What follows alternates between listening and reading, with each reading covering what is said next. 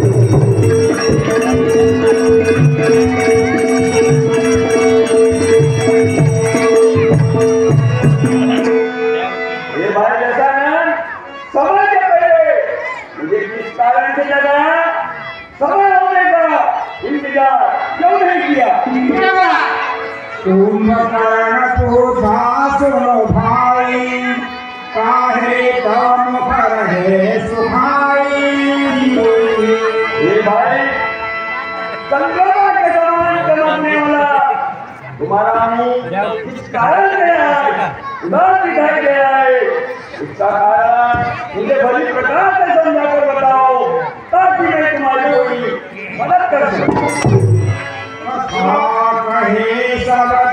अभिमानी जे प्रकार से हरियाणी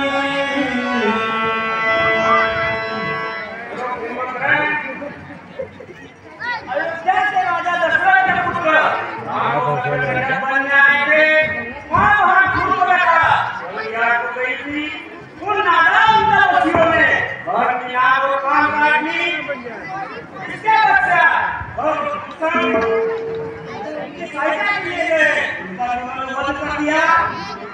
और मैंने महामारी की सहायता से उनकी पत्नी का हरण कर दिया।